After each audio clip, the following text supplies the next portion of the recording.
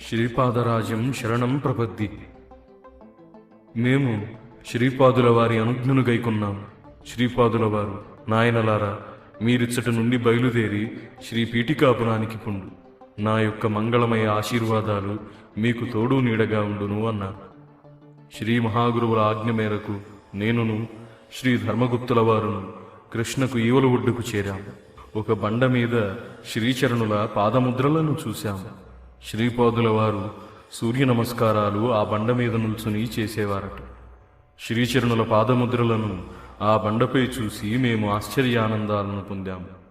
మేము పంచదేవ్ పహాడను గ్రామానికి చేరాము. మేము ఒక జొన్న చేనులో ఏర్పడిన దారి వెంబడిపోవచ్చు ఉన్నాము. ఆ చేను యజమాని మమ్ములను సాదరంగా ఆహ్వానించింది. తినుటకు మధురములైన ఫలములను సమర్పించెను. తీయటి మజ్జిగను తాగుటకిచ్చెను. ఆ పంట కాపు పేరు నరసింహరాయుడు. అతడు తన చేలోని ఒక ఇంటిని నిర్మించుకున్నాడు. ఒకరోజు తన ఇంటిలో విశ్రమించి ఆతిథ్యాన్ని స్వీకరించాలని కోరాడు. మేము సరే అన్నాము. అతడు శ్రీచరణుల లీలా వైభవాన్ని ఈ విధంగా చెప్పసాగాడు. అయ్యా, నా పేరు నరసింహరాయుడు. నేను చిన్నప్పుడు చాలా దుర్బలుడుగాను పిరికివాడుగాను ఉండేవాడిని. నా తల్లిదండ్రులు చిన్నతనంలోనే గతించారు. నేను మా మేనమామ ఇంట పెరిగాను. మా మేనత్త పరమగెయ్యాడి. ఇంట్లో బండెడు చాకిరీ చేయవలసి వచ్చేది. పొలంలో పని కూడా ఎక్కువగా ఉండేది. మా మేనమామకు రమణి అని ఒక కూతురుండేది. ఆమె సౌందర్యం ఊరిలో ఉన్న మా కులస్తుల ఇండ్లలోని బాలికలందరిలోనూ మిన్నగా ఉండేది. అంతేకాకుండా ఆమె సుగుణాల రాశి, దైవభక్తి కలిగింది. శ్రీకృష్ణుని ఆరాధ్య దైవంగా ఆరాధించేది. మా మేనత్త పాసిపోయిన అన్నాన్ని నాకు పెట్టుట ఆమె సహించలేకపోయేది. నాకు ఆహారం అతి స్వల్పం, ఆదరణ శూన్యం, పనీపాటలు మాత్రం ఎక్కువ. మా రమణి తన తల్లి చూడకుండా నాకు మధురమైన ఫలాలని, వెచ్చటి అన్నాన్ని పెట్టుచూ ఉండేది. ఒకవేళ మా మేనత్త కంటపడినా నాతో పాటు ఆమె కూడా దెబ్బలను చివాట్లను పొందవలసి వచ్చేది. మా మేనమామ మంచివాడైనను తన భార్యకు ఎదురు చెప్పలేని అసమర్థుడు. ఒక్కొక్కప్పుడు మా మేనత్త బలిష్ఠులైన తక్కిన కాపు కులస్తులైన యువకుల చేత నన్ను తన్నించేది. అసలే నేను దుర్బలుడను. ఈ దెబ్బల వలన నేను మరింత దుర్బలుడనయ్యాను. నాలో పిరికితనం పాలు కూడా ఎక్కువ. అందుచేత ఇరుగు పొరుగు వారు కూడా నన్ను చాలా అసమర్థునిగా చూసేవారు. నాకంటే వయస్సులో తక్కువగా ఉన్నవారికి కూడా నేను లోకువ అయిపోయాను. మా రమణి అందాల రాశి కావున మా ఊరిలోని కాపు యువకులలో ఆమెను పెళ్లి చేసుకోవాలనే కోరిక మిక్కుటంగా ఉండేది. మా రమణికి నన్ను వివాహం చేసుకోవాలనే కోరిక కలదు. నాకు ఆస్తిపాస్తులు లేవు. శరీరమా దుర్బలం, పైపెచ్చు పిరికివాడను. మా మేనమామ ధనవంతుడు, ఆస్తిపరుడు. అతను మంచివాడైనను ధనాశాపరుడు. మా మేనత్త గెయ్యాళి అయినను పొగొట్టలకు పొంగిపోయి మోసపోయే స్వభావం కలిగి ఉన్నది.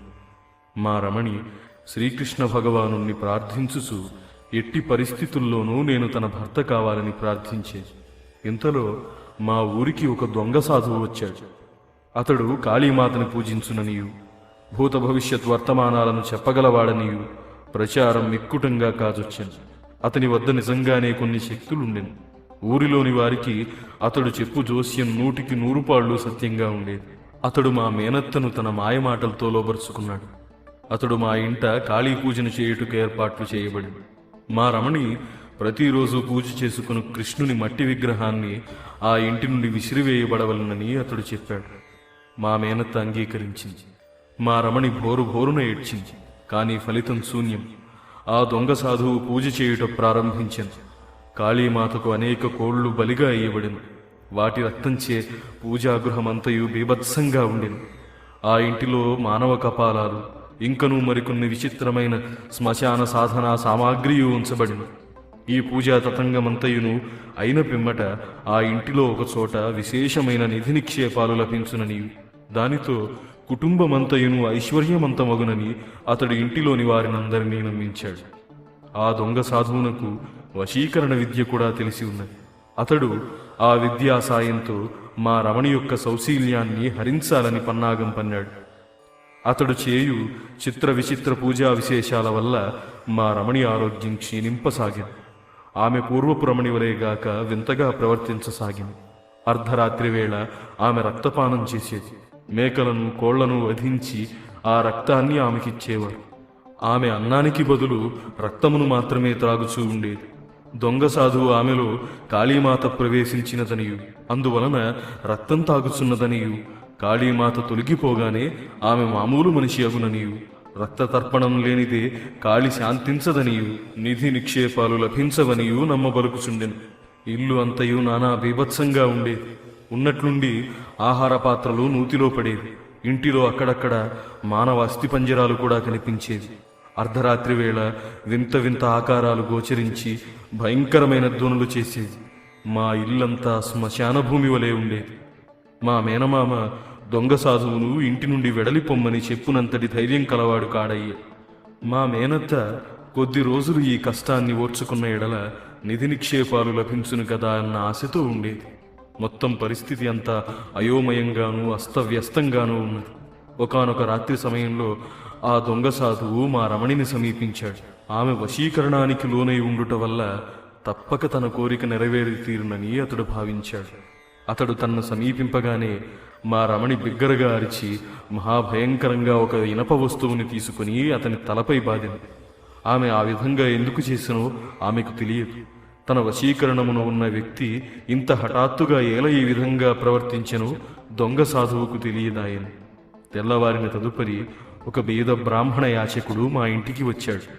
మా రమణి ఇంటి బయటకు వచ్చి మా ఇంటిలో భూతప్రేత పిశాచాలు చాలా ఉన్నవనియు, మీకు కావాలంటే వాటిని భిక్షగా స్వీకరించవచ్చునని చెప్పాను.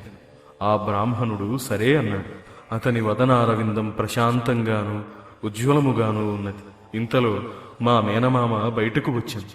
అయ్యా, మా ఇంట్లో అస్తవ్యస్త పరిస్థితులున్నవి. నీకు కావాలన్నా ఆ పరిస్థితులను సృష్టించే దుష్టశక్తులను దానంగా గైకొనవచ్చని చెప్పింది. ఇంతలో మా మేనత్త వచ్చింది. భిక్షనిచ్చుటకు మా ఇంట ఏమీ లేదు. మా ఇంటనున్న దరిద్రం నీకు కావాలంటే భిక్షగా స్వీకరింపమని. నేను కూడా ఇంటిలో ఉన్నాను. స్వామి నా వద్ద మా తాత ముత్తాతల కాలం నుండి వచ్చుచున్న వెండి తాయెత్తు ఒకటి కలదు.